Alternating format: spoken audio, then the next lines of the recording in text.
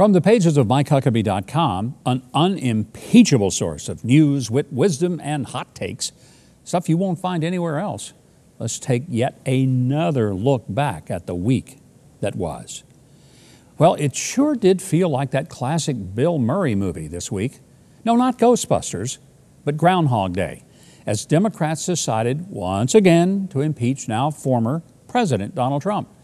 A second impeachment. Why not a third or a fourth? Hey, let's keep going. Die-hard Democrat leaders and other political enemies of Donald Trump might want to put him on trial, but most Americans just don't. Most don't care to watch this movie.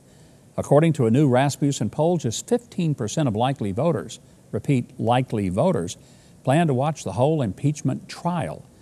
32% they wouldn't watch any of it, and these are the likely voters, by the way, who will turn out in 2022 and tell Congress what they think of the job they've been doing. The impeachment show trial also reminds me of a bizarre episode in world history. It's called the Cadaver Synod, or the Cadaver Trial. Way back in 897 AD, Pope Stephen VI dug up the body of his predecessor, Pope Formosus, and put him on trial 7 months after his death. And now in 2021, it wouldn't surprise me if deranged Democrats took a page from history and started exhuming the bodies of our founding fathers and put them on trial too for not being woke enough. And as Democrats accuse former President Trump of inciting violent insurrection by urging his supporters to fight for election integrity, Republicans unearthed examples of various prominent Democrats using similar, even identical language. And they include Eric Swalwell from impeachment debacle number 1, current impeachment debacle leader Jamie Raskin, and President Joe Biden, not to mention Maxine Waters, who screamed at a crowd to harass anyone connected to the Trump administration. Don't believe me? Take a listen for yourself. And if you see anybody from that cabinet in a restaurant, in a department store, at a gasoline station, you get out and you create a crowd. And you push back on them. And you tell them they're not welcome anymore, anywhere. So if that's the standard that we're using now, we're going to have to sit through a lot of impeachments in 2021. Turning now to the Twitterverse, hat tip to actress Christy Swanson, who pointed out, quote, "How come they never disinfect the podium and microphone after each speaker at the impeachment trial?" Well, that's a good question, isn't it? It's almost as if COVID disappeared in D.C. the same day Donald Trump did. Twitter decided to suspend the whistleblowing organization Project Veritas and its founder James O'Keefe for what they called repeated violations of Twitter's private information policy.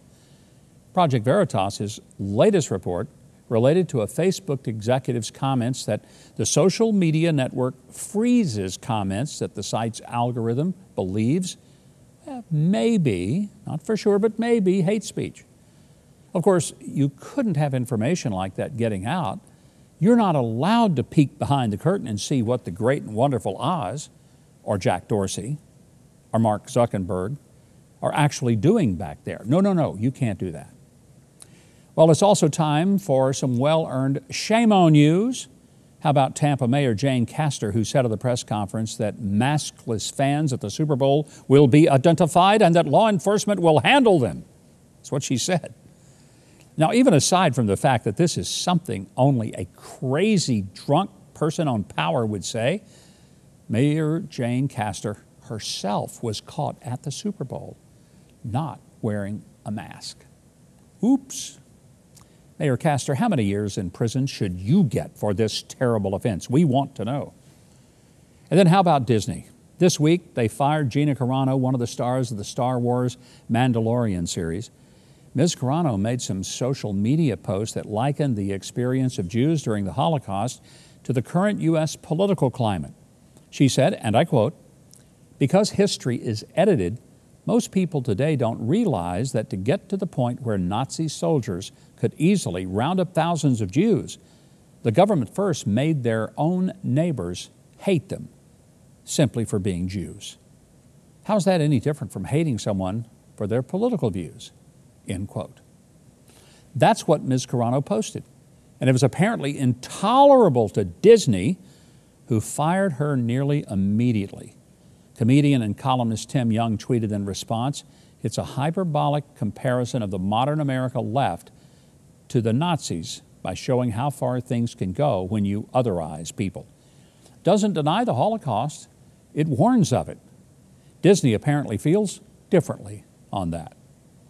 Well, finally, shout out to a lawyer in Texas who, during a Zoom call appearance, couldn't figure out how to turn off a filter.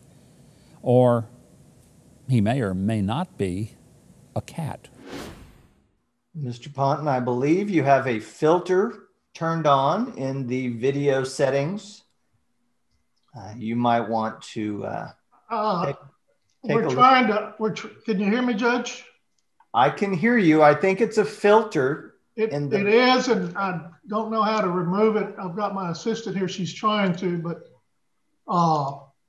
I'm prepared to go forward with it. I'm here live. I'm not a cat. With that, I'm going to leave you with a word from Swiss thinker Alain de Botton. Anyone who isn't embarrassed of who they were last year probably isn't learning enough. And until next time, these have been the facts of the matter. Thanks so much for watching, and I hope you enjoyed that video. If you did, be sure to leave a like, then subscribe, and hit the notification bell below. Now, if you didn't like it, you ought to find a Ben Shapiro video to detox you with more facts.